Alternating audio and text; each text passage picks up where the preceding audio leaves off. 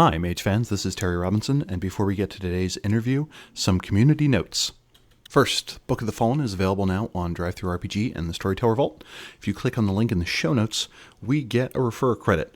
Right now we are saving up to get Adam a boom arm and a pop filter. So if you make any purchases using our affiliate links, we super appreciate that. DriveThruRPG has a sale going on currently through Monday, January 20th. That also includes things on the Storyteller Vault. And friends of the show, Charles Siegel, who wrote Sources of Magic, and Secret of the Masquerade's Major Arcana are both on sale at current. Mage Noir by Jacqueline LARP is sending out their invites, but has received 3 applications for each available spot. So needless to say, most people won't go in this time. Mage Noir being the live-action role-playing scenario run by Jacqueline LARP, set in the 1950s. Follow at Jacqueline LARP on Twitter to find out what mage events they are next running. Finally, 1D4Con is happening May 15th through 17th, 2020 in Shepherdstown, West Virginia. This is a tabletop RPG and gaming convention, and co-host Josh Heath and I are going to go, and we're probably going to run some games. Information is available at 1d4con.com, and we'll have more information about what games we're running when we know. On with the show. Hello, Mage fans. This is Mage the Podcast. I'm your host, Adam Simpson. I'm joined today by co-host Terry Robinson, and we have a very special episode today. We have with us in the recording studio, so to speak, guests Satyros Brucato and Jacqueline Bryk, and they are here today to talk about the new book that is coming to you, Mage fans, soon, Book of the Fallen. Terry, how are you feeling today? I am feeling cold. That is not necessarily because of the book, but mostly because I live in a basement. I haven't really figured out how to arrange the heating in my building. I consumed this book in a 72-hour fury while on a treadmill, so I'm excited to figure out what I actually read with Satyros Brucato and Jacqueline Bryk. That's a scary shotgun. I mean, to do that of any book, but especially that book in that shorter period of time. It's a wonder that you're not a gibbering mass of protoplasm. Well, that's the funny part. Like, my day job is I work as an actuary for school liability. So, my stock in trade is, okay, somebody bad touched this kid. What is an appropriate amount to pay for that? And it's one of those things where, like, as a lefty, I just want to give them all the money. But on the flip side of that, it's one of those things where Los Angeles Unified School District had a bad volleyball coach who bad touched a number of kids, and it settled for $35 million. That's a new high school practically. So it is very hard to balance those two things. So in reading something like this, I'm like, yeah, I've dealt with this before. Son of a gun, you nailed it. So how's that for praise? Thank you. Thank you. One of my sources of reference and inspiration for this is my stepdaughter, Vicky, who works in child trauma. I mean, she's a medical professional and she works in child trauma. So we hear, no details obviously, but we hear all kinds of horrifying real life stuff. Yeah, also from my point of view, I took the full week to kind of return to it in parts and make it through the book. And I remember reading somewhere online that Satyr in the past had said, this is, I'm working on this book and this is a difficult book to write. And it's like, I understand now. It was actually a difficult book to read. It's like one part of me is saying, oh, it's so cool that this material is available for Mage. But then the other part of me is like actually reading through the lines of the book and going, this is stuff I don't like thinking about, and here I am reading all about it. We ended up filing the fangs down a bit during the editorial process because it was an even harder read in its pre-edit draft, and it's still, I realized when reading it for the proofing portion, it's still not an easy read. What were your tactics, if any, in doing this, Jacqueline? Do you have a background in this kind of writing? Or I guess, what do you feel were the special writing chops that you brought to the table for such a difficult book like this? Well, first of all, good morning to everyone at Mage the Podcast and all the ships at sea. So I actually have a degree in international relations. I work in government. So I don't have a background in studying psychology or being educated in clinical psychology, but I do have ADHD and complex post-traumatic stress disorder. So I have been dealing with trauma and madness and various issues all of my life due to several things. And I tend to put a lot of that in my writing. Several people have said that my brand is trauma and healing from trauma. So a lot of what I put into my writing for Book of the Fallen is not healing from trauma, but instead constant re-traumatization to the point where you are harming others instead of attempting to heal from this pattern of traumatization and re-traumatization. I also wrote the safety notes in this book in playing on the knife's edge. And I wrote the safety rules for Vampire 5th edition. I wrote the safety rules and storytelling section for Changeling 2nd edition. And so part of my sort of brand of trauma is making difficult material safer and easier to engage with, and not like watering it down in any way, just making it clear to people that they have tools that they can use to effectively engage with heavy material in such a way that they will not damage their players or their GM. Yeah, Jax had also written a section like that for Cult, which is why I hired her for Book of the Fallen.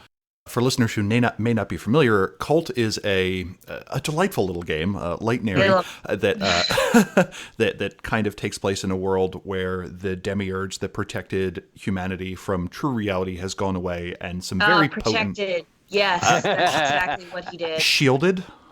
No. He imprisoned humanity in an illusion so we could not attain our godhood, and he's an asshole. But regardless, when that obfuscation ended, humanity was exposed to things both angelic and demonic that are quite potent. If you pick up this book and you go, what's 2 notches beyond this? And you're curious what that looks like, you may want to look at Cult, but also it is notable for having one very good storyteller planning tools, as well as some pretty heavy-duty focus on consent mechanisms. The way I sort of describe Cult is the Cthulhu mythos, but what if the Christian god was Cthulhu? So you two are the notional authors, but the brain trust on this book is literally 70 people. This is exceptional even compared to a core rulebook. Why was it so long, and what were you reaching out to others to get? The content of the book and our approach to the content of the book was so potentially volatile that I wanted to make absolutely sure that I didn't offend, well, we didn't, but specifically I was taking the responsibility as the lead developer on the line, on the book. I wanted to make sure that I didn't offend anybody I didn't mean to offend, didn't hurt anybody I didn't mean to hurt, and didn't inadvertently trip over a landmine because I wasn't looking at where I'm going. We've talked on previous podcasts about how I put together brain trusts for all my projects so I don't disappear up my own ass or make stupid mistakes that someone else would have caught, especially because, like I said, we did end up filing the fangs down a bit. The earlier drafts of it, there was some very, very hard, it was even harsher.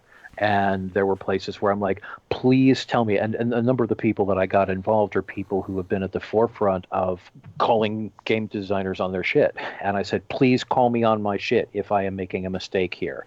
Is this okay? Is this okay? Is this too much?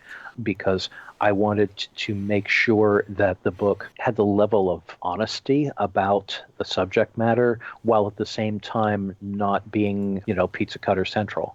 So when you say that the fangs were filed down, was it just more visceral, or I guess if someone were to watch the director's cut of it, what does that filed down mean? The biggest one was there was a prelude that I had written to be revolting. And I sort of did it with the filmmaker's trick of write something so extreme that the MPAA looks at that and says, oh my God, cut that while they miss everything else. It also had the artistic intent of wanting to make absolutely certain to the reader that, one, these people are repulsive, they are not glamorous, they are not nice, they are not cool, they are not misunderstood. The things they do are not monstrous, because that's an overused word, are atrocious, and to also put the reader into the perspective of the victim rather than the victimizer. And I figured that prelude would be cut, and of course it was. The funny thing is that in the Brain Trust, there were several men in the Brain Trust who were like, oh my God, and a number of the women in the Brain Trust were like, yeah, absolutely, keep that in there, because the story was... I was not one of them, to be clear. The story was just basically a monologue where there's a mother preparing her son for another date with the pedophile and just going, this is the way the world is. Get used to it. Get used to it or die, because if you're not tough, if you don't learn how to use people, if you don't master if you don't master your own thing, then you're just your mommy's little victim. And I felt physically ill writing it. People felt physically ill reading it. I figured it wouldn't make it in, and it didn't, but I felt it was really important to tear down the glamour, which is why the preface is still there. Tear down the glamour and go, these are not your cool, neat, evil bad guys. This is not playing the evil high priest, nya, ha, ha, evil is just goodness misunderstood. No, these people do things that are repugnant. And a number of the things that got filed down, there's a lot of that's still in there, but there were a number of places where there was some of the language was smoothed out because there were characters in there where their dialogue included slurs and things like that. And we were like, in 2020 hindsight, let's just take those out. It may be authentic to the character, but let's take them out anyway. I remember some slurs like that did make it into earlier editions, and they, in character or not, regardless, they were jarring and hard to deal with. But it's nice that there was a lot of people to assist you to be sensible towards these issues for 2020. One thing I wanted to ask, if I could take a moment, is I have used Nephandi as NPC villains in my chronicles in the past, and my players really latched onto that. But I have had the same conversation with a number of different Mage fans over the years. And, I'll talk about my chronicle, and they'll say, I don't use the Nephandi. And I say, well, how come you never use them? And they're in so many books. And they say, well, Mage is about shades of gray, and the Nephandi are black. They're not nuanced, so I just don't use them in my games. And so now that we have this great book about to come out for all of us Mage fans, I was just wondering, what might you say to a person who had that notion? Well, part of it, in the earliest versions of Mage, there wasn't any nuance. When they first appeared, they were werewolf tie-ins. They were mages who worship the Wyrm. Blah, that's it. When the first edition Book of Madness came out, we were still in the tail end of the Satanic Panic. So they were kind of playing with a combination of, what if the things the people say in the Satanic Panic, what if there are people who really do this? Plus, I know people, and we talked about this a bit in the preface, rather, I know actually people who have been in cults. I know people who have dug up graveyards and sacrificed animals in a not respectful way and stuff like that. So I was kind of taking the cartoon and making it a little darker, but it was still a cartoon. In Revised, they were almost entirely thrown out. They were basically just, the Avatar storm happened and they're all beyond the gauntlet now. And when we came back with Mage 20, I wanted to make Mage 20 more relevant for now, as opposed to a time capsule from 1993. And part of the relevance for now, it's a game about reality wars. And in real life, we are in the middle of a reality war. And some of the players in that reality war are pretty fucking cartoonish. Vladimir Putin makes a Bond villain look subtle. Donald Trump is even worse.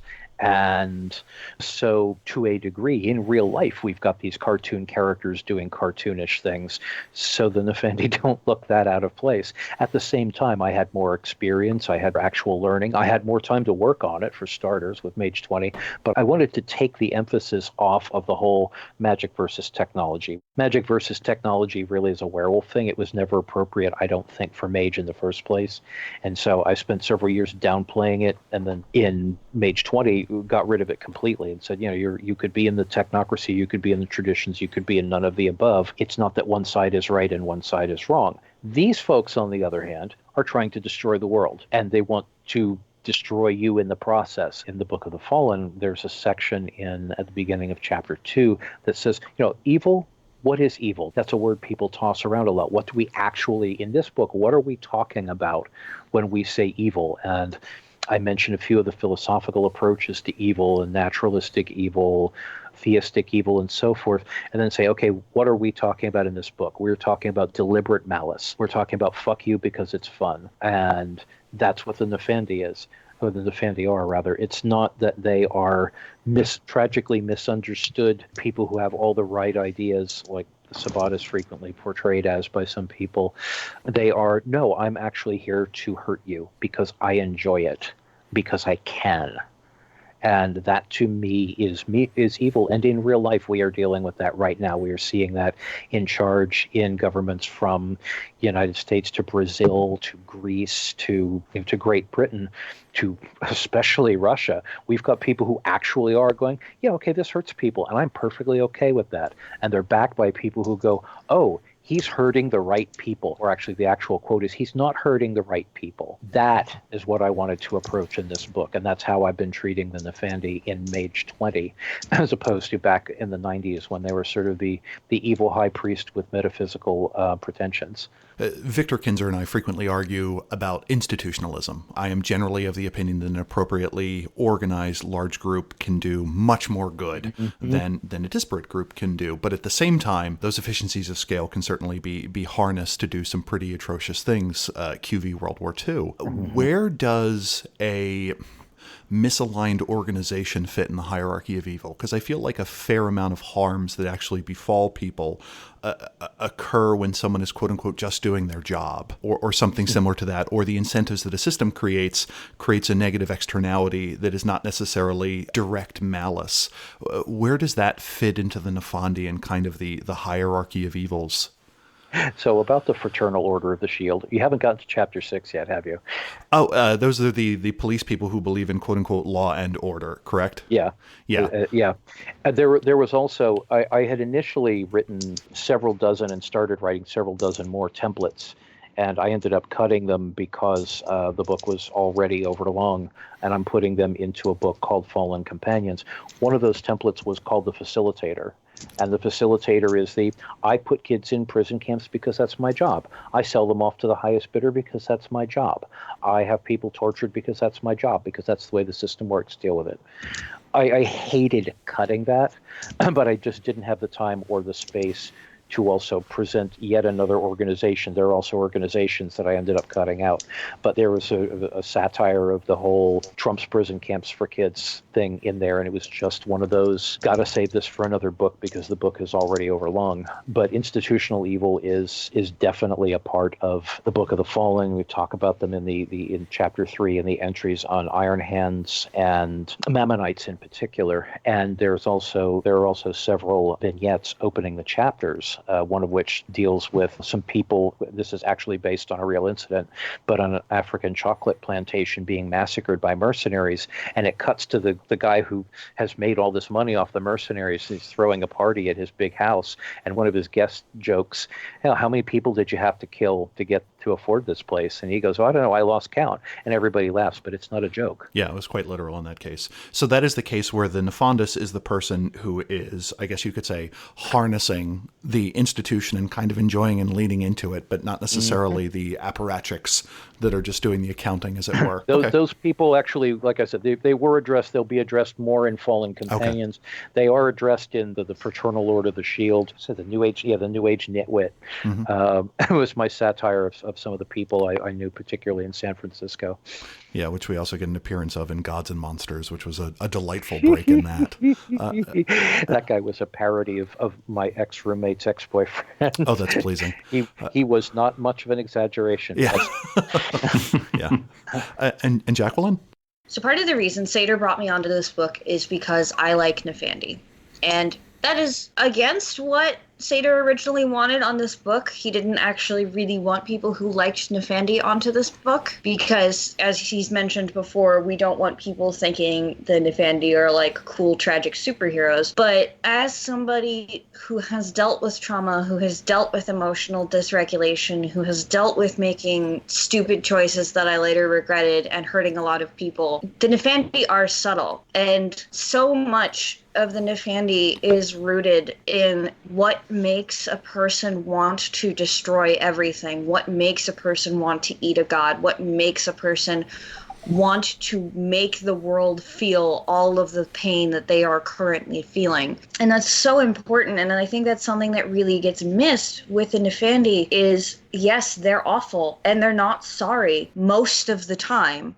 As somebody who deals with emotional dysregulation and lashing out and sometimes making really harmful choices in the moment. When you go into the call will destroy you unless in that moment you want to watch the world burn. The call doesn't distinguish between, oh, you want to watch the world burn in this moment, or, oh, you definitely want to watch the world burn all the time. It's just, if you step into the call and you want to watch the world burn, you're going to become a Nephandi whether you like it or not. And that's a choice you made. And some Nephandi regret that choice. Most Nephandi don't. And there's so much potential for playing in that space and playing the Widerstand who doesn't want to go through the call, or the Barabbas who regrets what they've done but was so mistreated by other people in their traditions and did not have a support system that they feel the Nephandi are a better option. It's so easy in the West to get caught up in this idea that every individual is responsible for their own shit. And, you're responsible for your own emotions, you're responsible for this and that. But that doesn't take into account people like me who were traumatized by other people. And then society says, oh, well, it's your responsibility to heal all this. It's your responsibility. You have to fix it. And there's no space for community care. And Nephandi are what happens when we just tell people who have been hurt, hey, this is your responsibility, I'm not going to help you. That's a huge deal in Mage because one of Mage's big themes is individualism and individual will, right? So what happens when somebody is just isolated and is not given the chance to fuck up and is not given the chance to repent and is not supported by their community? Would you give a quick definition of Widerslanja and Barabbas for our audience, please? Sure.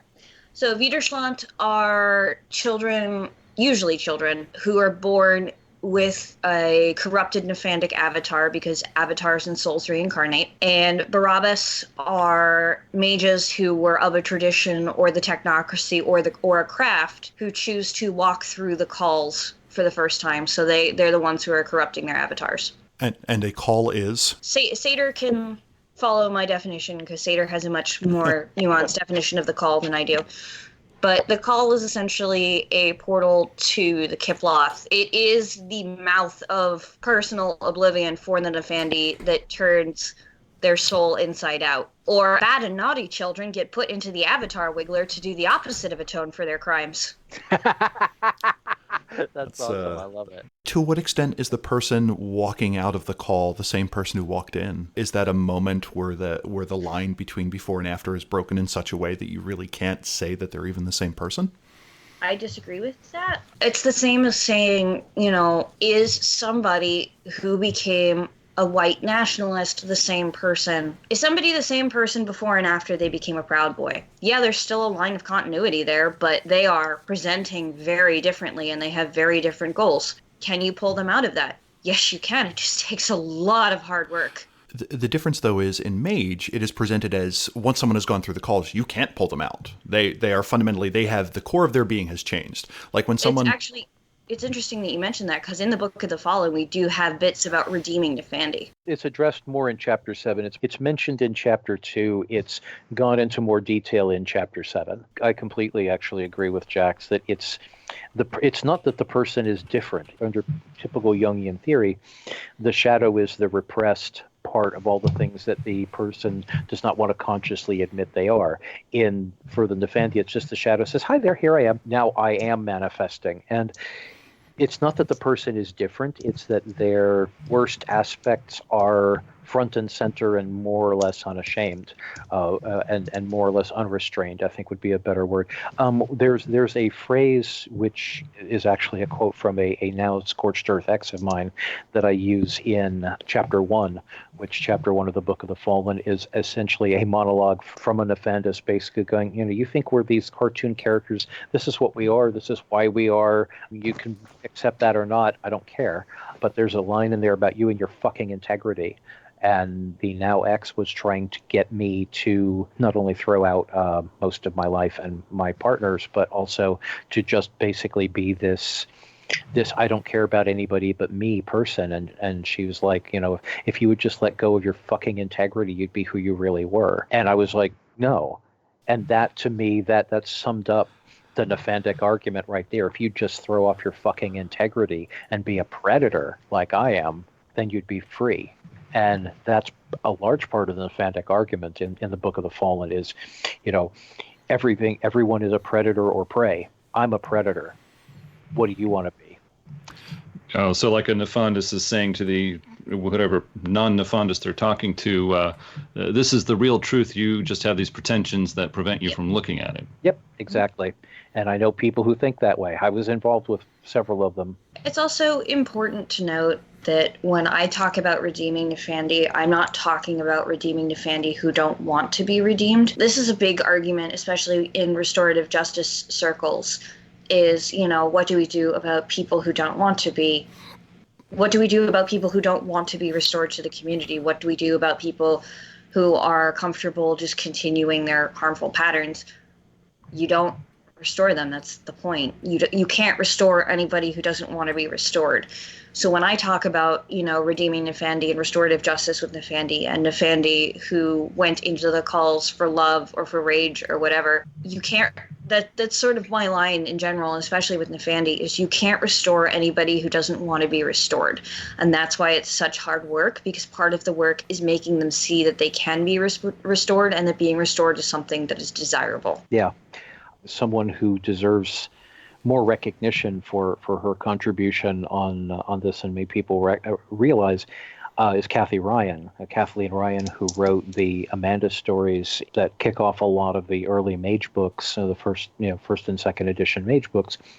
Amanda is an Thanatos assassin who is trying on some levels to atone for her previous life as an offendess, where she went into the call, as Jax just said, went into the calls for love. And that's detailed in the prelude for Mage second edition.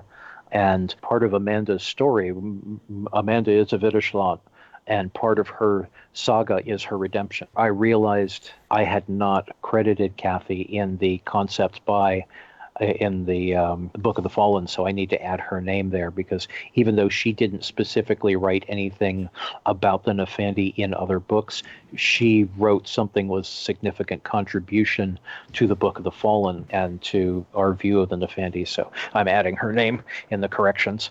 Okay, so in Mage second edition continuity, you have Mercedes, who goes into the call, or I believe her lover Jericho. Yeah, is killed by Senex once. Upon emerging, and then Amanda Jensen is taken into the consanguinity of Eternal Joy, is liberated at one point or captured, and is taken as an apprentice to Senex. The introduction to the Thanatos tradition book is Amanda's trial, and we get this recurring character of the bloody-handed and bloody-winged angel. So that is Amanda's inverted avatar there, then? Yeah. So that is, we now have a canon case, though, of someone with an inverted avatar that is not automatically a Nephandus. Yes, a concept that has been refined a bit since the original presentation. When Sam Anabonet and I wrote the Nephandi section in the original Book of Madness in '94, Sam had come up with the idea of the inverted avatar. And when he had mentioned the Qlipoth, but neither he nor I really knew what it was. It was, this is 1994. You couldn't just go out and find a copy of Kabbalah, Qlipoth, and Goetic Magic, because the book hadn't even come out yet. Arthur Waite's The Holy Kabbalah was actually out there. Oh, yeah. Yes. Which is a great book, by the way, and I strongly recommend it. You know what it was like trying to find a copy of that before Amazon.com existed? It's extremely difficult. And that's the thing. When in 1994, we knew that these concepts were out there, but you couldn't find copies of books about them. And, if you could, they cost more than you made in a year. Now it's easier to find that information. In the wake of all that, I had talked to a number of Jewish friends, including Rich Dansky and Michael Schatz, about Qlipoth. My now ex-wife, Wendy Blackson, is Jewish, and we talked about Jewish mysticism a lot. And there are a lot more books on the subject now. So when I revisited the Qlipoth in the Book of the Fallen, which is chapter 4, and I did take intentional liberties with it, partly because the source material itself disagrees a lot, and partly because up to a certain point, this is, as Michael Schatz himself said, dangerous even to mention. It's been mentioned, so I wanted to go into it with a sense of authenticity, but not give people a kid's guide to playing with devils and demons. Ironically enough, my now unfortunately former bandmate in Telesterion, before he and I first met, he was doing a Goetia workshop. I was like, what the hell, dude? And then he and I talked about it. I'm like, okay, I see where you're coming from. Still, what the hell, dude? Would you mind providing a quick overview of what the Qliphoth and what Goetia is? Okay, and both of these things are, for listeners, they're addressed in detail in the Book of the Fallen. If you like this, please buy it once it comes out. The Qliphoth are basically the shells of previous existences. In Jungian terms, could be seen as the shadow side of God, where there's the Tree of Life in Kabbalah. The Qliphoth is the inverse of the Tree of Life, or the shadow of the Tree of Life, or the roots of the Tree of Life, depending on how you look at it. As I said, different sources disagree about that. Each of the spheres instead of the Qlipa are realms or principles, depending again on how you interpret it, of previous existences or principles of previous existences that have been shut out from the sight and existence of God, that yet they're still alive. They still exist, and they are filled with the Goetia, the howling, the angry souls, the angry ghosts, the angry demons, however you want to define it, of previous existences and or entities and or elements of divinity that have been shut out from the divine sight, and they're angry and they want back in and they want revenge and they want to come play, and so they make deals with people, or they can be summoned by people who can relate. And Goetia itself is a word rather with many different meanings. There's not one simple Goetia is blah. What it refers to is the entities shut out from the sight of from the sight and the presence of God, the place where they are shut out, the state in which they exist, which they are shut out, and the arts for getting in touch with them and bringing them back around. There's a disclaimer at the beginning of chapter 4 saying some of this stuff can get pretty esoteric. If that's not what you want, skip this chapter and go to the next one. Yeah. Because just reading about this stuff, much less thinking about it, much less trying to put it into words, will fuck up your head. I know I did it. It's pretty fascinating that now for the Nephandi, we now have a better roadmap to Ascension than I think we do for any other group that exists in the game, except for like the Wulong, which is kind of interesting. So even if you don't plan on having Nephandic antagonists and God forbid protagonists, it does give an interesting outline on a way in which you can systematically present seekings and such. But one of the things that I was curious in reading chapter 4, where it talks about the Tree of Knowledge, why use an existing mystical tradition then kind of make something out of whole cloth? Like to kind of indicate that most Nephandi kind of use this thing that is esoteric and Jewish. It seems like that could be a potentially messy minefield. Why did you choose to go with that as opposed to maybe creating something completely new?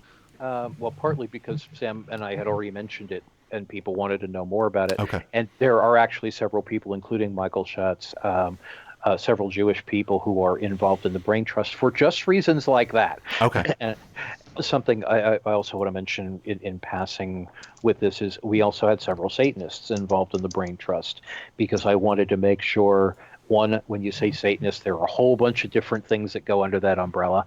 And I wanted to make sure that when you're dealing with the real life elements, whether it's Satanism or Kabbalah or Thuggee or Tantra, that we were doing so respectfully and authentically, rather than, kind of fumbling around in the dark like we did 20 years ago.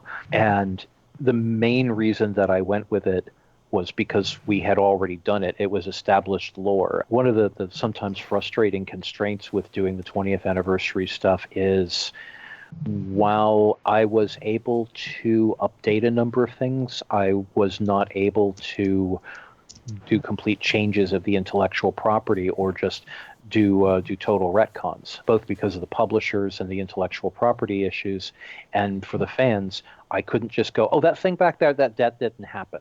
I can mess with it in ways like the Future Fates sidebars and go, well, if you don't like the Avatar Storm, then you don't have to use it.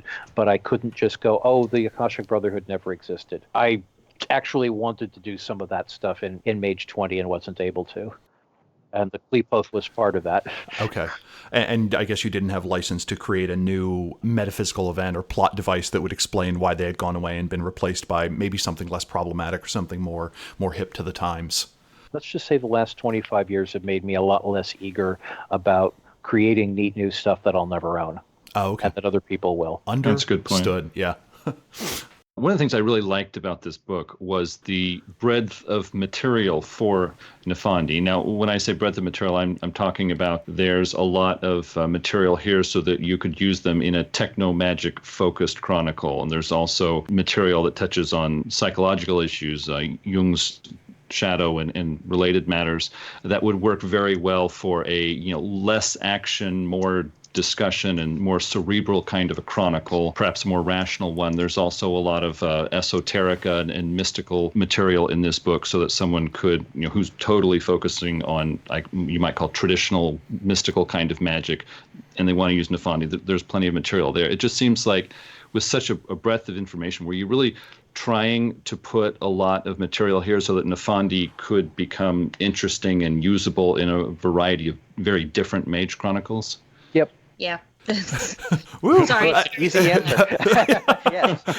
So the Heralds of Basilisk are actually a group that Satyr wrote, but they were written based on my experiences with groups like Less Wrong and Scientology out in California. So, like, Garrett Brown is, I can't believe he's not Elon Musk.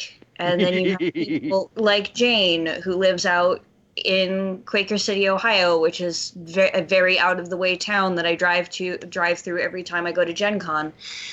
And Nephandi are everywhere, is the thing. It is very easy to find people who want to damage other people. And it doesn't matter what the reasons for it are. It is not difficult to find those people. It's not difficult to find people who think of themselves as a predator in a world full of prey. So we wanted to make sure that we could fit them anywhere possible. Like, as you mentioned, if you wanted to use your Nephandi in a Technomancer chronicle, in a traditional chronicle. The Book of the Wyrm gives you the tools to put Pentex and the Black Spiral Dancers wherever you need to. So this book gives you the tools to put the Nephandi wherever you need to. I actually was impressed with just the wide variety of different themes and backgrounds and ideas. It's like, wow, I could use these villains anywhere. Mm-hmm. Thank you. Jax has a marvelous character in there as well called the Caller. Oh, I love the Caller. Me too. So the Caller was sort of based on my experiences, not necessarily of being stalked, because I have never been properly stalked. But after I started coming out about my issues with groups like Less Wrong, I would get anonymous messages on Tumblr and Reddit demanding that I explain myself. And it was really infuriating and made me question my worldview. So I put the Caller, who is a heavily data and correspondence focused Nephandis, who just, all they do is they just terrify somebody into submission so that somebody can then be taken over by another Nephandis. And it's pretty fascinating because it's one of the few characters I think that exists that has Arcane 5 and Fame 3. Yep. Mm-hmm. I am not familiar with the, you said Less Wrong. Would you mind doing a brief explanation of what that is and maybe who the Basilisks are?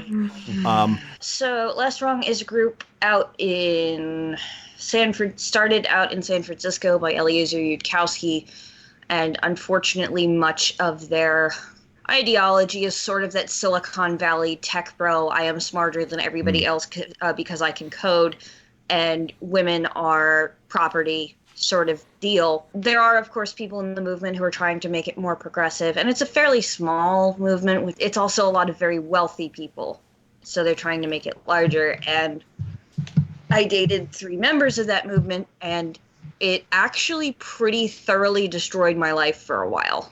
Less Wrong also spawned what's known as Roko's Basilisk, which, to make a very long explanation very short, is a time-traveling AI demon that will go back in time and torture copies of people who knew about it but didn't cause it to exist. So the Heralds of Basilisk are sort of based on that idea.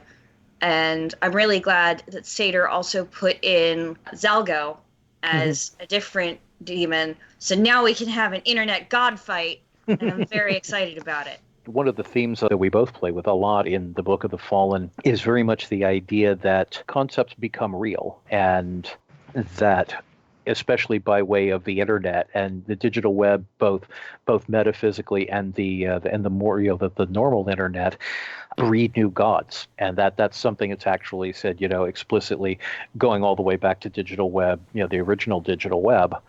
But that is explored even more in the Mage 20, the idea that we have, god forms that didn't even exist 10 years ago or 20 years ago, that we can carelessly and do carelessly create god forms, which to a degree on a metaphysical level I believe is true. Mm-hmm. And that these memes, whether we're talking in the Dawkins sense or we're talking in the internet sense, these memes achieve a level of reality in at least an astral form, which in the case of the digital web, as is emphasized by the fact that all four of us are in different physical locations yet sharing a room.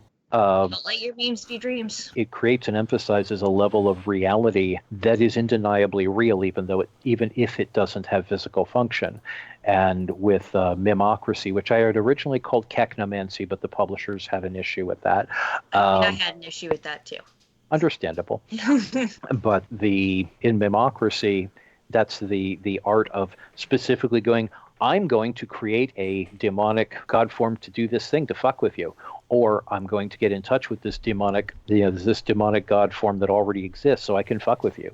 There's also a long section there about Baphomet, who in a strange sort of way, and this is explained more in the Book of the Fallen, in a strange sort of way was sort of an internet meme before the internet existed. Now, you present Rocco's Basilisk in there, and the original thought experiment that I know of was one where it was kind of an indication of the weird places utilitarianism can get you, that there is a hypothetical AI that is not necessarily malevolent, but is capable of solving all problems and unleashing everyone's creative potential and creating infinite joy. But the downside of that is, to further make itself instantiate faster, it is going to eternally punish copies of those who knew about it but failed to bring it about quickly. In Book of the Fallen, it specifically says this thing is malevolent. So is that just a case of you presenting like Silicon Valley dude bros just not quite getting it? Or am I misunderstanding the original thought experiment? There seemed to be a little shift between Rocco's Basilisk as I've seen it before and how it is in this book. It's taking the darkest potential application of Rocco's Basilisk and going, oh, that looks like fun. Let's do that. Okay. For me, when I finally came out about my own abuse at the hands of Less Wrong, after one of their members, actually, content warning for self-harm, actually committed suicide and left a 5-page note about it. And people were like, oh, she's crazy, don't listen to her. And then I was like, no, even if she did have mental illness, I still had mental illness too. And here's exactly how I was abused. And so that's when several of them were like, we're going to destroy you, or you don't know what you're talking about, blah, blah, blah. And I sort of, when I was very upset about it, one of the most comforting things I did for myself was to sort of almost take on Rocco's Basilisk as a shield, like just sort of identify with the Basilisk and feel that desire to destroy people who destroyed me. And that's where you sort of get into the Nephandic essence, right? You're using this entity as a means of protection and destruction. Kind of like using, to use a religious example, kind of like using the idea of a vengeful deity to wrong those who failed to recognize that you were right. Okay, and this is the Nephandic twist on that, and it's not intended to be a faithful representation, but just to show how a good idea can kind of be twisted. Okay. Exactly. And also that it's also in a roundabout way a satire of the way in which a number of people, particularly certain people on the internet, think that they're being really deep and philosophical. When in fact, they're just vomiting the same old bullshit with a few longer, more pretentious words on it. Dark enlightenment. It's funny that you mentioned that, because the people that I'm talking about, the people who spawned Rocco's Basilisk, and it's funny because Rocco has blocked me on Twitter. They talked so much about Rocco's Basilisk, and then at one point he started talking about like racial intelligence, and I was like, we were rooting for you. We were all rooting for you. How dare you? And then he blocked me. So I've reclaimed the basilisk for myself. And actually, you can pretty much tell any book I've written on because it will include Roko's basilisk somewhere. A lot of the people in this group were obsessed with Mage, right? And I told Satyr this when we were working on the book, is they used Mage as their holy book. Like, oh, you're obviously a celestial chorister, you have these powers, and this is how you're going to change the world, and you're obviously a hollow one, and blah, blah, blah, blah, blah. And it's weird, because even though they were Silicon Valley tech bros, they would never lean into the technocracy. Even the ones who were dating me would always look at me and go, oh, I don't really know what kind of mage you are. I think you're a sleeper. And I would try and explain to them that in their cosmology, no, I'm a changeling. But no, it was very much, oh, I don't think you really have the will to be mage. That is the weirdest kind of negging. Like, yeah. When Jax mentioned this, my response was, you? They thought that about you? Yeah, you don't really have the spark or the fire or the will to be mage. Satyr was like personally offended on my behalf, which I really appreciated. But the thing I started doing after they would say this to me is I get really mad and I go, I'm a Nephandi. That's what I am. If you're a mage, I'm a Nephandi. And they're like, oh, Nephandi don't exist. I'm like, hey. That is one strange argument. Yeah. Yeah. This is another part of the reason why Satyr put me on the book, is because Nephandi were actually a really important part of my healing process from Less Wrong, is this idea of this power that was so opposed to the power they thought they had. This idea that I could take on Roko's basilisk, who will torture those who don't work towards his own enlightenment, or it will torture those who don't work towards its own enlightenment, as my shield, as my standard, as my power, and I could destroy them. I could eat their god. That is a Nephandic train of thought. And that is explicitly spelled out as to consummate the Leviathan in chapter, I think, 2 it is. It's mentioned several times throughout the book. Roko's basilisk isn't really their god, it's more of their Satan, but really to eat their dark god, to become their dark god, to become the thing they fear, that is an explicitly Nephandic train of thought. But it's also interesting because it helped me heal. It helped me become a healthier person.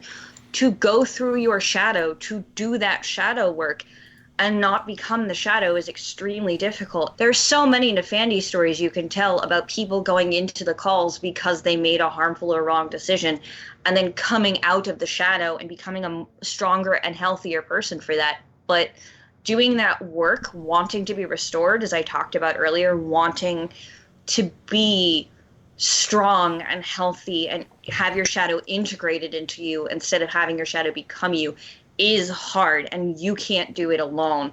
And part of the reason Nephandi continue to be Nephandi is because they're so personally isolated. Does that make sense? Yeah, I think it does make sense. It helps me put together some of the things I just read in Book of the Fallen. It mentioned how several Nephandi have a very hard time working together, and as they become more powerful and more, I guess, unenlightened in their dark path, they spend even less time together and become even more isolated. Yep. Which is interesting, because in previous versions of Mage, it seemed like the opposite, that you could tell that someone was a bad guy because they were able to work with other people. And like previous books of the Fallen talked about how you have the Infernalists, the Malfeasance, and the who, thank you, who seemingly have cross purposes, but yet they can still somehow throw a Sunday picnic together. And this kind of exploded that.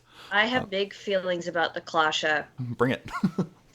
One of the books that I recommend in the Book of the Fallen, because we have a very short mediography, is Fucking Magic by Clementine Morrigan. And Clementine Morrigan is this wonderful gender fluid scholar in Canada, and they study madness and trauma and abuse and recovery and social justice. But one of their papers, which you can find on scholar.google.com, is called Failure to Comply. And what it's about is madness as testimony, the idea of being mad, quote unquote, which is sort of acting in a way that society at large sees as crazy or as dangerous. Being mad is actually a cry for help when shame has closed off all other routes of calling for help. And the Klasha in the Book of the Fallen are given the definition of howlers in the wastes. For me, Klasha are the most sort of emblematic Nephandi. They're the ones that resonate with me the hardest, because they are the people who went through the call because they felt they had no other way of expressing this testimony, this madness. They had no support. Everybody was telling them that they were crazy and that they needed to behave themselves and that it was their problem, and that et cetera, et cetera, et cetera. They had no community. They had no one who would listen to their testimony. So they go through the call in order to try and, understand themselves better and follow this madness. When you were writing this, was there a hierarchy of sympathy, as it were? Like, presented that way, it seems like that is the most understandable of the people who would go through the calls. Is that... So that's just for me personally, because Satyr wrote all of the types of Nephandi. That is just my opinion specifically on the Klasha. Those are the ones who resonate with me hardest, because even though in a lot of versions of Book of Madness and Book of the Fallen, they are presented as like, whoa, they're raving lunatics, isn't that wild? They're sort of presented... A lot of people sort of play Klasha as fishmalks, and I hate that. Fishmalk, a term that came after, I think it was Dark Ages Vampire, which presents a Malkavian literally petting and talking to a fish, while a fellow in his underwear wearing a French military helmet is bleeding themselves. So that kind of became a stand-in for crazy's sake that doesn't advance the narrative and is sometimes just used as an excuse to just complicate the story. So That is a fishmalk. Oh, good. I was wondering about that one myself. The definition I've heard of fishmalk is the malk who slaps the prince with a fish. Yeah, to the best of my understanding, there is literally a Malkavian petting a fish in one of the Dark Age Vampire. Yeah, whitewolf.wikia.com/fishmalk if you would like more information. I'm amused because I worked on Dark Ages Vampire and I didn't know that. I'd heard the term fishmalk and I knew what it meant, but I didn't know it was based on an illustration in the book. Thank you. That's really funny. I found it interesting that in earlier editions of Mage, the Nephandi were usually portrayed as tempters, but in Book of the Fallen, they are abusers. And so I just wanted to know why was this shift important? They're the same thing. Okay. I mentioned earlier the ex of mine with the crack about your fucking integrity. This person was someone I was very, very, very into. I mean, to the point where I was blind to and remained willingly blind to an awful lot of stuff I normally would have seen right through, because this person was smart, physically attractive, very, very talented, and said all the things I wanted to hear and didn't mean most of them, but meant them enough so that I closed my eyes, ears, and nose and mouth to pretty much to a lot of things that other people, including my wife, my now late girlfriend Coyote, and two of my best friends were going, dude, how can you not see this? Finally, I did see it, fortunately. And that was definitely an abusive relationship. This person was trying to get me to be an abuser, and was trying to get me to abuse the people around me, doing that by way of tempting me to the dark side, as the cliche goes.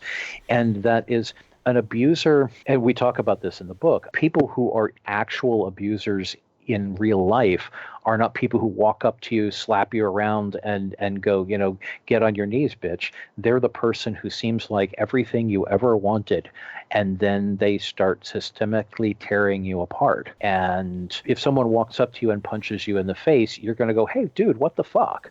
If they present themselves as this, the fulfillment of everything you wanted, and then they hit you and they go, oh, God, I'm sorry. Why'd you make me do that? I was also in a physically abusive relationship with someone who actually very, very much fit what Jacqueline had said about the person so traumatized that they traumatized the people around them. This person was not malevolent. This person was just really, really badly traumatized and like, I wouldn't say liked to share, did not like to share, but shared a lot. When you look at what the majority of people, and there certainly are abusers who are just like, the dad who will smack around the 3-year-old because he can. But the majority of people who are abusers in this world, and the ones who are the most destructive, are the ones who don't look like abusers, and who, when they get outed as abusers, as happened while I was writing this book, there was two friends of ours, or a friend of ours and a now ex-friend of ours, broke up. And when one friend was like, we're just going our separate ways, the other person tried everything he could do to destroy her, and did a pretty decent job of not only destroying her, but a large portion of the community, setting their kids against each other and so forth, just by being, but oh my God, I'm the victim here. He's like, I'm the victim. Why can't everybody see that? And because this person had built up so many things that other people wanted, they believed him. Seduction is an innate part of abuse. Okay, so this isn't a shift. This is a clarification. Yeah. Correct. That temptation is just kind of the first step on what can become an abusive relationship. It seems they no longer seem as evangelical, where they are just proclaiming a gospel of the clip-off and then walking away. It seems like they are very involved in their work in a way that maybe that this is a lifelong relationship with this Nephandi in many cases, unless the person is just being used as organ fodder or what have you, which is viscerally presented wonderfully in one chapter opening. And it is really something that when you get in bed with the Nephandi, you're not getting out of that bed. Yeah, that's one of the chapter opener fictions shows a guy, kid in high school, and he is, he's marginalized, he's shy, he's self-hating, and his classmate is like, hey, I see this thing, you seem interesting, let's find out, let's explore more about this thing. And what that is that's setting out the hook right there, and that's the Nephandi pulling in the person who has every reason to be angry and every reason to crave attention. And something I want to clarify in here for folks who haven't read the book yet, these things are less of a shift than they are, and it goes into this explicitly in the Book of the Fallen as well as in Mage 20, that the Nephandi, the old school Nephandi who are running around going, blah, blood and souls for Uriak. Yeah, there's a distraction. Yep. That's the cannon fodder. Those are the people who are, because, and I've seen this again in real life. Someone who wants to really be effective at destroying people doesn't run around going, blah, ha, ha, ha. He gets the person who wants to go running around going, blah, ha, ha, and uses that person for misdirection. Yeah. In the same way that the marauders at the Baidai would find the least sane people and use them kind of as time bombs, at least in previous editions. So it is safe to say that the cult of the Star Squid still kind of exists, but the people who are running around like idiots are either distractions or being used as tactical diversions, as it were, by the more plotting and contemplative members of the Nephandi faction. Yeah, because some of those people do exist. I've known some, but they're the smokescreen. I find it interesting that whenever a Mage book introduces a new term to me and it uses the phrase "is sometimes referred to as," and in this book introduced sociopathy chic. Yeah. And I did some Googling on that, and I was pleased to find out that almost all the references were references to the Book of the Fallen. I think, I'm not certain, but I think I coined the term. I used the term. I first started using the term about 10, 12 years ago to refer to the work of Robert Greene, who I loathe. Robert Greene is cited in the long mediography, which unfortunately got cut and will wind up in Fallen Companions, as the single most evil writer I've ever read, because he's a quote-unquote self-help business guru guy who refers to the people on the receiving end of his tactics as your victim, and he promotes an idea that empathy is for pussies and that anything you can do is valid as long as it gives you an edge over everybody else. Everything is a competition and you're either a predator or prey. So buy my book, make me a millionaire, and go forth and do this shit. Even though I will admit in interviews that if you actually do this shit, you're an awful person. I'm getting rich, so yay. I loathe that shit, and it is absolutely real. Yeah, Robert Greene is what we refer to as a pizza cutter, all edge and no point. But he inspires a lot of people, which is what I find scary about him. There are a lot of people who think that he's awesome. And Robert Greene is the author of 48 Laws of Power, The Art of Seduction, the 50th Law with Rapper 50 Cent, Mastery, and a number of other books that kind of when you read the title in an airport lounge, you're like, and is frequently invoked by Steve Bannon as one of the best thinkers of the 21st century. So that's an interesting encomium to have. So what is the difference between sociopathy chic and apathy. I actually had to fight to get the full section in there because someone, I'm not entirely sure who, but somewhere in the editorial process, the long section about the difference between clinical, and I go into this in the sidebar, there are a number of different names for it, and it's contentious as to whether or not this is an actual neurodivergent condition at all. But the difference between clinical sociopathy, antisocial personality disorder, etc., that is a clinical lack of empathy for other people, and the fashion of being malevolent and callous because you can. There's a very, and we also had actually a large number of neurodivergent people involved in the book, myself included and Jax included, but I felt it was extraordinarily important to draw the line between a person who is physiologically, psychologically, however you want to define it, incapable of understanding the emotional consequences of their actions on other people, and somebody who just says, yeah, fuck you, I don't care. Rob Breen is an example of, if you actually care about your victim, you're a victim. Yep. And that is sociopathy chic. And I define this further in the book of the Fallen. It's the difference between the person who's like, wow, I'm sorry, I didn't understand that would hurt you, and hi, I just staged a bum fight on and I put up a bunch of things on YouTube, and if you back my Patreon, you can get the uncut, uncensored version and watch us dismember the loser. The latter is sociopathy chic, and it is real. I think I may have coined the phrase, but it's a very real thing. And the Trump administration is a perfect example. Less Wrong is a perfect example. Gamergate is a perfect example. Callousness is the point. Cruelty is the point, because it's cool to be that way. This may strictly be a terminology thing then, but to me, empathy is simply the ability to understand and know the feelings of others and not necessarily care about them. I fully understand these are messy words, so the thing I had difficulty with in reading through is the ability to cut off empathy for me is vital for me to get out of the bed in the morning sometimes, just because I can be pinned in place by the notion of starving children. So for me, subsuming that and then replacing it with compassion when I then write a check seems important. Is there a good terminology to refer to that is separate from this empathy, sociopathy question? So there's actually a really useful term, especially in neurodivergent circles, to define different kinds of empathy. Okay. So you can have emotional empathy, which is sort of compassion and sympathy for others and being able to help others and understand others' emotions. And then there's intellectual empathy, which is, I see that you are feeling this way. I understand what it means to feel this way, or I have an idea of what it means to feel this way. And I can sort of process that as how to interact with you. So when Satyr talks about empathy, I think in terms of sociopathy chic, what he means is you're lacking emotional empathy. Okay. You can have an abundance of intellectual empathy, and that can make it even better. So it is both lacking emotional empathy and lacking compassion. I would slightly rephrase it to, you choose not to have it.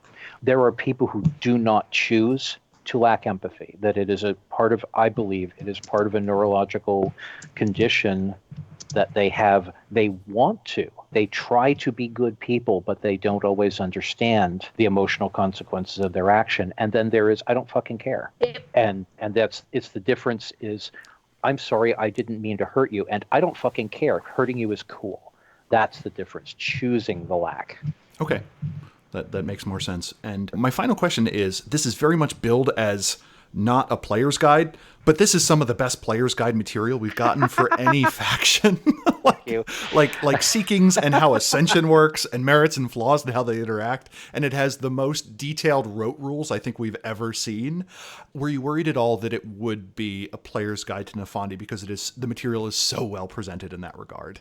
Thank you, and fuck yes, that's exactly what I was worried about. Okay. That was kind of a tension I think myself and a few other readers had when we were going through and being like, this is not a player guide, but this is a pretty great player's guide. It was a tension I had when I was writing it. Okay.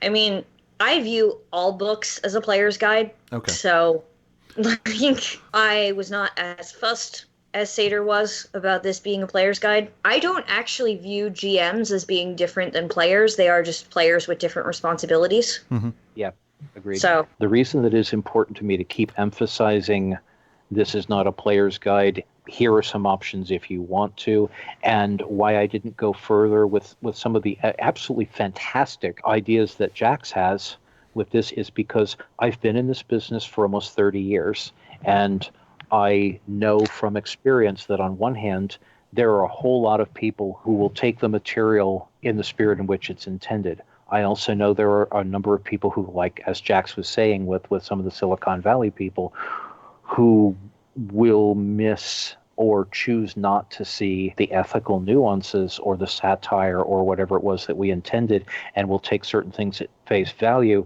like white supremacists get Fenris.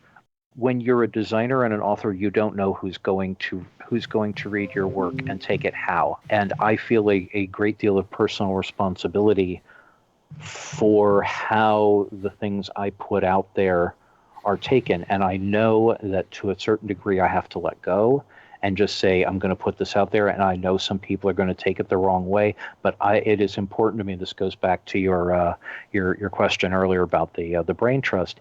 It is important to me to not by error put out something that is going to inspire people to be abusive fucks or to excuse abusive fuck. Would this summary be accurate? For you to write up a group with the sufficient level of detail that you think a good storyteller should be able to run a nuanced, engaging, and entertaining story, it needs to have a level of information where it could be more or less used as a player's guide regardless. Yes. Also, it was important to me in knowing that I needed to put this material out there because people wanted and needed to know it. And it was important for me to make the comment about what's going on in the real life reality war. At the same time, it also has to be a handbook for how people can recognize and hopefully escape abuse. Yeah, there's a wonderful set of sections in the beginning of here are abusive behaviors and here is how you deal with them without using sphere magic. And then it's kind of interesting because you then have add-ons of this is how you deal with it with sphere magic. Like one of the best ways of dealing with being gaslit is to have something on the other side of the umbra follow you around to verify what's happening. And I'm like, oh, that would be terribly handy. When the final stage of that toxic relationship I had mentioned earlier, one of the reasons that I finally was able to see through that person, it was, to use the expression crazy making. I was being irrational in my defense of this person and choosing not to see a lot of things that they were doing. But I had my friend Kristen Lee Elmore, who was thanked in the credits, and Inky Man, my best friend and former, at that time, housemate, who were telling me, look, we see and Coyote Ward, my late girlfriend, were looking at what this person was doing and we're going, how do you not see this? And I'm like, but it's not the thing. And they're like, no, she's doing this thing. And finally, I listened to them enough to collect up emails that she had been sending to a number of different people, and then played them all out and was like, yep, okay, there it is. There's the proof. She's telling different things to different people, and she's fucking with all of us. Bye-bye. Verify. Have independent people to verify. Mm-hmm. And if you're a mage, time magic can certainly help with that. Yeah. Yes.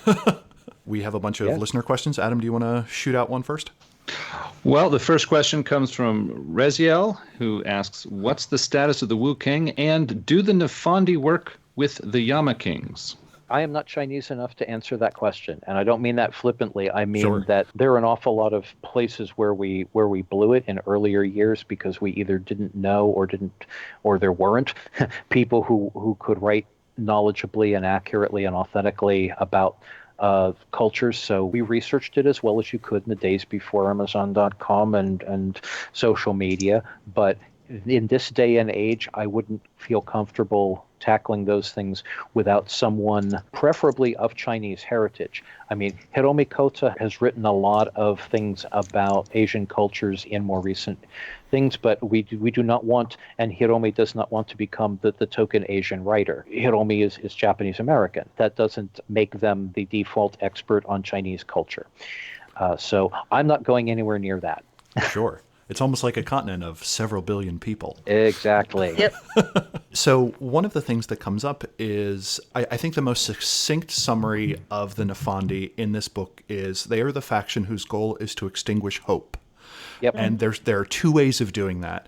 One, having everyone fall under the iron rule of a Nephandic god king, and the other one is to kind of destroy everything. Mage is the game of hope. Do you feel as if you did an adequate job of giving storytellers tools or ideas of how to inject hope into what can otherwise be a bleak or despair-ridden chronicle? I hope so. And that's from Greg370. Thanks, Greg. I hope so. I did what I could. My brain trust said that it worked. I guess the long-term legacy and what each individual writer or reader gets from it is the ultimate arbiter of that. Okay. Jack, do you feel the book has its points of hope in it? I think so, yes. And, I think it helps that we are talking about how you can redeem a Nephandis, how you can redeem a Nephandis, because that was such a big thing in Mage, is once you're in Nephandi, you don't go back, right? Okay.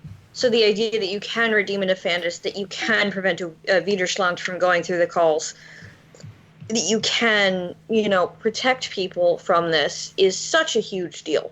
Yeah, and plus you're giving tactics for identifying and dealing with abuse. So It's one of those weird things where diseases are on the rise. No, we're just better at identifying things that we've been ignoring for a while. Yep. Oh, God. And I wrote Playing on the Knife's Edge in Chapter 7, and there's suggestions for playing out abusive scenes so that you're not abusing your players. And I think that's a big deal, and I'm really happy that I got to put that in there. Well, we have a question from Darling Rose, who asks, do you have any recommendations for aftercare? Yes. Yep. Yes. Yep. Good Jack question. wrote about that. I love aftercare after games. It's such an important part of doing dark games like this. I don't care if you're running any World of Darkness or Chronicles of Darkness or Cult or Dread or any of those other games. Aftercare is great. There is never a time when you shouldn't be considering aftercare after a horror game. But my favorite form of aftercare is probably debriefing, which is after the game, y'all sit, you breathe together, you talk about what happened in the game, how you felt, what you're hoping will happen next time. And it's just really a great way to get all of the emotions out into the open and process. So I strongly recommend debriefing after particularly intense sessions. Everything Jack said. Did you have any particular techniques you did in writing to kind of recoup after it? I wrote all of my stuff in a New York hotel while one of my boyfriends was at a LARP. So most of my recouping was spending time in a very nice hotel room and taking baths and sulking. So... Not to belabor my end of things, but this book was written during one of the most difficult periods of my life. Fortunately, my wife, Sandy, is awesome, and Sandy held space for me a lot, which especially considering that one of the reasons that that period was so difficult for me is one of my best friends, Raven, who was a friend of Sandy's before he was a friend of mine, died.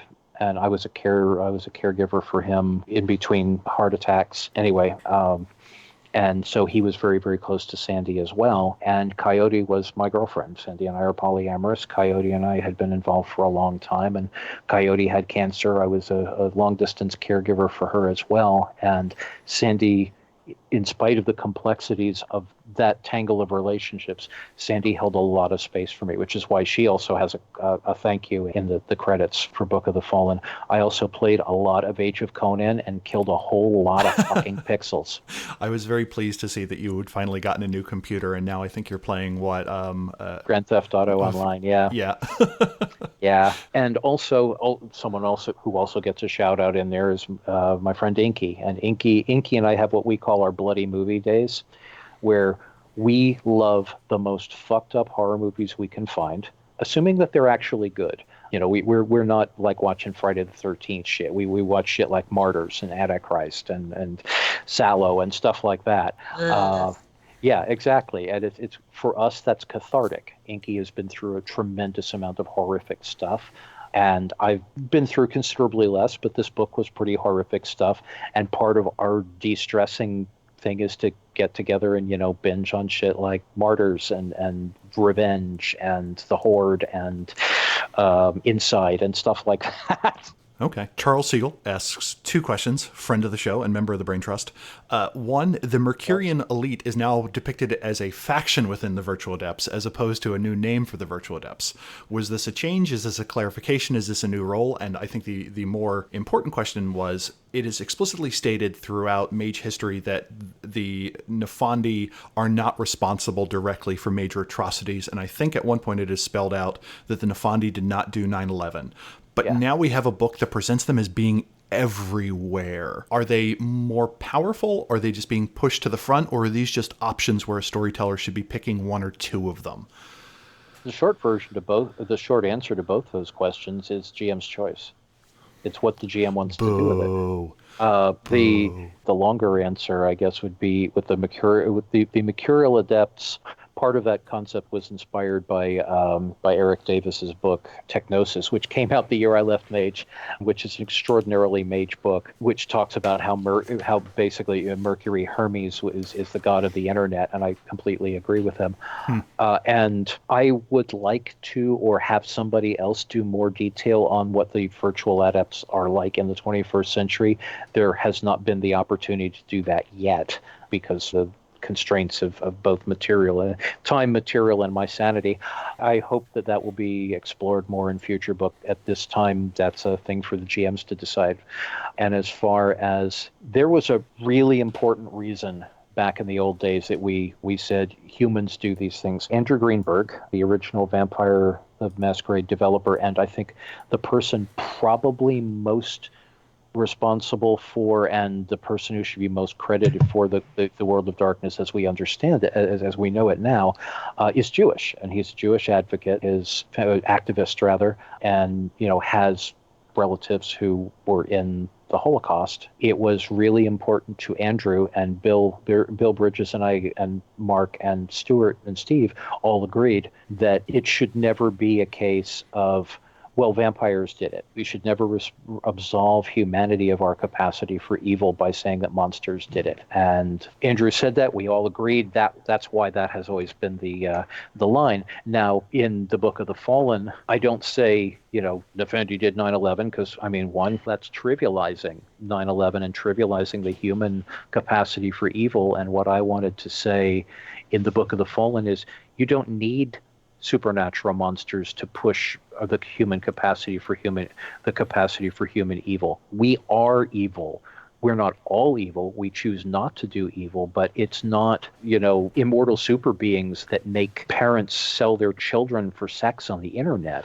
It's people who do those things. And the Nephandi in Mage 20 are a metaphor for our capacity to our human capacity to do evil, as opposed to an otherworldly force inspiring us or making us do evil. And it's one of those things that as a storyteller, if you want to have the Nephandi constantly behind plots, then you can have them perfectly being balanced out by the traditions of the technocracy or the craft. That they've constantly been trying to do 9/11 or 9/11 scale things. It's just the fact that other supernatural and mortal entities have been canceling it so far. The Xyz.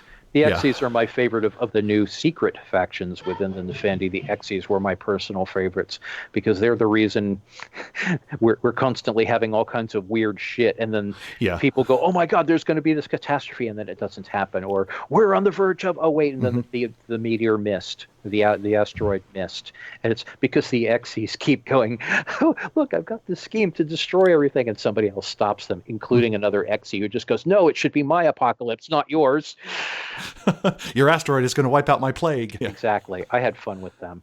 Okay. We have a question from Mobius. Should we expect any material for the Marauders? And was there ever any intent to add them to Book of the Fallen?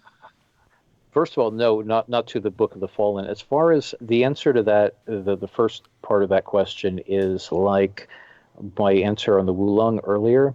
The Marauders are even more, the subject matter involved in the Marauders is even more volatile than the subject matter for the Nephandi because, as Jax was talking about earlier, madness, mental illness, and so forth, these are not things.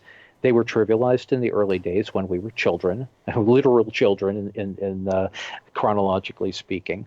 And between the greater understanding of and greater sympathy for and a desire to treat things with more respect and authenticity than we did 25, 30 years ago.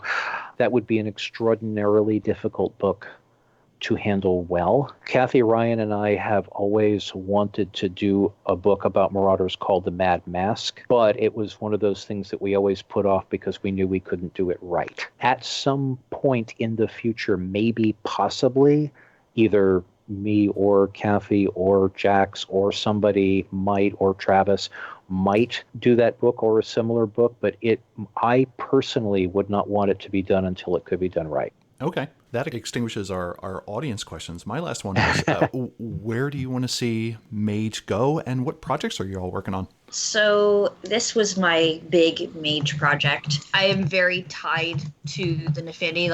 The Nephandi resonate very hard with me, more so than the rest of the setting. So I don't particularly have more plans for Mage in the future, but we'll see. I am actually currently working on writing cards for Magic the Gathering. Oh, nice. So you will see some of the cards I've designed in an upcoming set. And I am going to be developing a book for Cult. I'm not sure what book yet. I'm still currently in the outline stage, but I'm very excited about that because it'll be my first developer contract. Yay. I take freelance projects as they come, and I'm, just very excited for what comes next. Look forward to seeing those things. I've started grabbing the Cult expansions as kind of inspirational material for darker games that need to go into places where I can't come up with my own horrors. So I look forward to seeing that. Hooray. Jax also worked with me on Technocracy Reloaded, which is currently in editing. Travis Legg and I co-developed that book. I started on it, and then I hit burnout. And Travis stepped in, and then he and I collaborated on finishing it up. But Jacqueline has a section in there about dissident factions. As I mentioned earlier, I'm stepping back. I'm still being involved with Mage. This is not a throwing down my purple robe and stomping away thing. Onyx Path and I are fine. Mage and I are fine. I love Mage fans.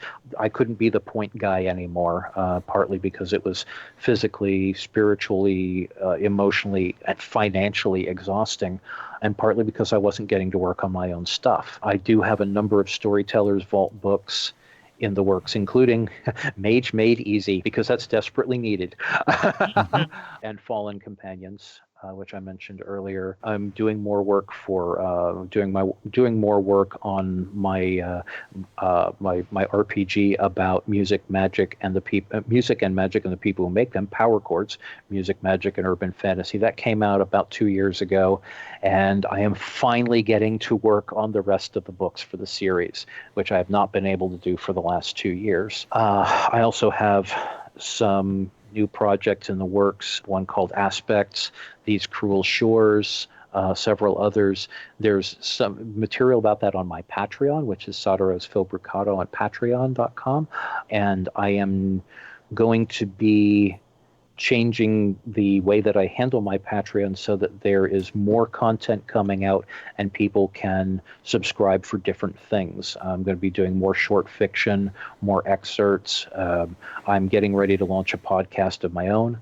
And I've been working on all of these things. Also, finally getting to finish the editing revisions on my novel Red Shoes, which is, again, not Mage, that's mine, which I also finished about 2 years ago and was not able to do the revisions on it because of everything else I've been doing.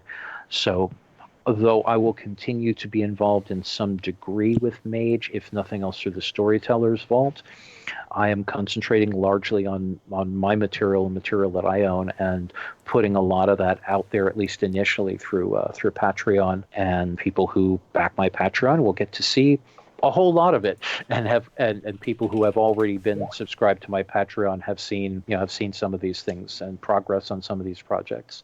Awesome sauce. Now, is Power Chords yours, or is that something Mine. you... Okay. That is mine. It initially started, it's funny, I was a kind of a first adapter on Kickstarter. I kickstarted it about 5 months into Kickstarter's existence. It started as a system, a neutral source book for people who wanted to play musician characters, and it turned into a full RPG because it's me. And I have about 7 or 8 books in progress for it, but I haven't been able to work on them much for the last 2 years. But that is out on DriveThruRPG and Amazon.com, and It's gotten really great reviews. It's my passion project because I am a musician. I've been in bands and involved with bands since the early 80s. And music is one of my great passions in life. So Power Chords is about Power Chords. The theme of Power Chords is music matters, and it specifically deals with either musicians or people who are involved in music culture, journalists, DJs, bartenders, roadies, etc. And it's about running games that are music centric or bringing music culture elements into an existing game. And it's, again, system neutral, so you can do it with whatever your RPG of choice is. And I have a lot more where that's coming from, or a lot more where that came from, because it's out there. Thank you, Jacqueline and Satyros. Thank you so much for your time. Can I tell you a short, cute story about Nephandi? Yes. So I first met Ian Watson, who is the social media manager for Onyx Path and is also my boyfriend, at Gen Con like 4 or 5 years ago. And we talked a little bit. I gave him a fan theory, and he politely did not roll his eyes at me. We were on Tumblr, and I decided to ask the Onyx Path account on Tumblr what the declension of Nephandi was. I'm like, okay, is this like a masculine Latin noun? Is this second declension? Could you have it in first declension? And Ian answered with, I don't know. It's up to you and your game. So the way Ian and I started talking is because I asked about the proper Latin declension of Nephandi and whether it was a male noun or a neutral declension noun. And that's what love looks like sometimes. Yeah. So So the Nephandi have been responsible for many important things in my life, which is kind of tragic, but okay. And if you've enjoyed our show, please subscribe at magethepodcast.com. Follow us on Twitter at magethepodcast. Subscribe through the podcatcher of your choice, and please leave us a review. We've gotten some lovely ones, and it helps keep us going. In addition to that, if you'd like to become a donor and help support us, go to magethepodcast.com and see the information on how to become an executive producer for what we do. In addition, we run an absolutely hoppin' Discord, and that is now how we collect questions and comments for the shows and figure out what you, our listener, would like to hear next. If you haven't picked up Book of the Fallen yet, if you go to magethepodcast.com and click on our drive-thru RPG link, we will get, I think, 5% of the ultimate purchase price, and that super helps keep the lights on. And with that, thank you so much for listening.